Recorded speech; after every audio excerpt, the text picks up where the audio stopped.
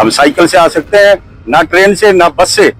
तो अगर किसी के पास है, जो अपने सेना है, किसी के उस पर दुख की कोई घड़ी आती है तो हम साइकिल से भी आने की अहमियत रखते हैं और इससे भी आगे ज्यादा जाने की कोशिश रखता हूँ।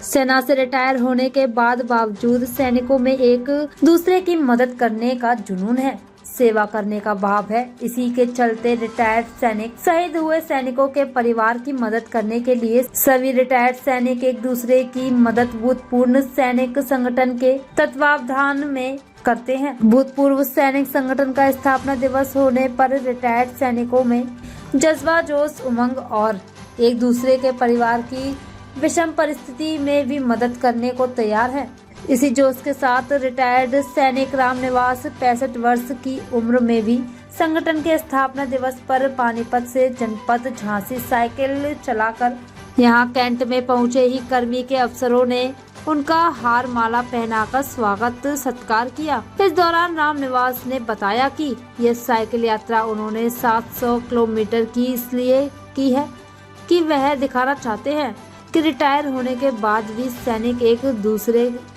और उनके परिवार की मदद करने के लिए आज भी तैयार है।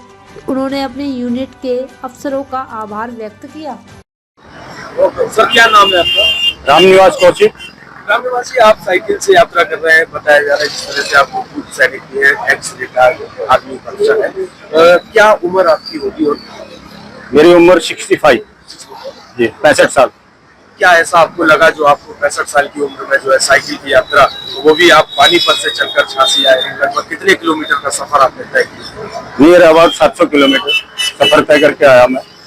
और इसमें सबसे ज्यादा श्रेय जाता है हमारे मेजर जनरल पीके सिंह, सूबेदार मेजर शेरावत साहब और हमारे जो स्क्वाड्रन लीडर सुदीप सागवान। और सबसे ज्यादा अहमियत ये मैं मानता हूँ कि आप ये मत समझो जो आदमी रिटायरमेंट होके चले गए हैं, तो आज हमने ये दिखाया है, मेरे यूनिट का नाम, मेरे कमांडिंग अफसर का नाम सारे उसमें इंडिया में फैले कि एक सैनिक जो आपने रिटायरमेंट कर दिया है उसके अंदर ऐसा जज्बा है कि वो साइकिल से भी आपकी सुख दुख की घड़ी में आपके साथ खड़ा है। हम साइकिल से आ सकते हैं, ना ट्रेन से ना बस से।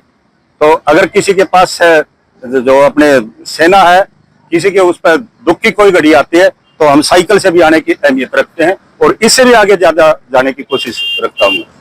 सर, आज की न्यू जनरेशन की अगर हम बात करें तो आपने देखा होगा कि लोग जो है घर से अगर मार्केट जाते हैं तो बाइक से निकलना पसंद करते हैं। साइकिल का जो दौर है वो खत्म होता जा रहा है। इसको लेकर क्या कहेंगे? नए युवाओं को क्या संदेश देंगे? देखो, नए युग में संदेश ऐसे है कि आ भी रहा है और जा भी रहा है।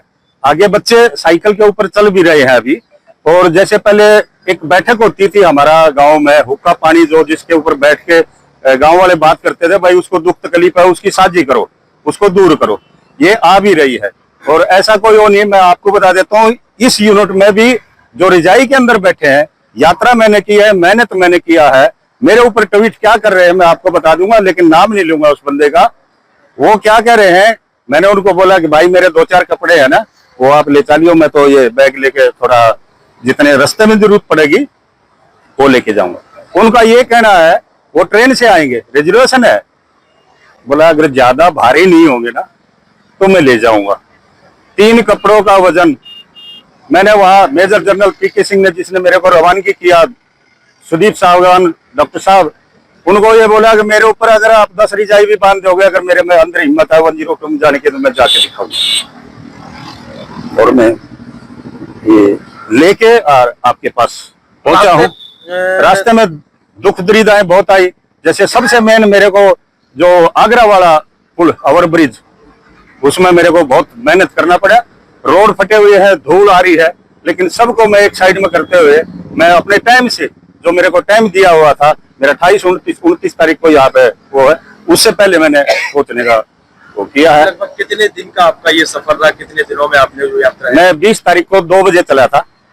20 तारीख को 2 बजे मंत्री साहब कृष्णलाल पवार हैं, मंत्री हैं, उन्होंने आना था।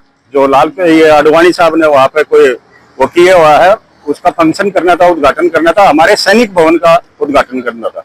हमारा वहाँ सैनिक भवन बनने जा रहा है, बिल्कुल हाईवे के ऊपर है, जैसे आपका ये है मेमोरियल है।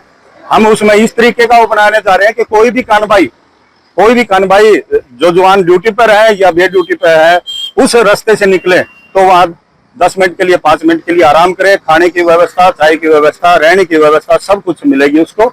ऐसा हम कुछ वहाँ करने जा रहे हैं सैनिकों के लिए। और वहां से मेरे को सभी सैनिकों ने आशीर्वाद देके आपके पास भेजा और आज मैं आपके पास पहुंचा हूँ। ताज़ा खबरों से जुड़े रहने के लिए हमारे चैनल को सब्सक्राइब करें और बेल आइकन को दबाना ना भूलें ताकि हर खबर की नोटिफिकेशन आपको मिलती रहे।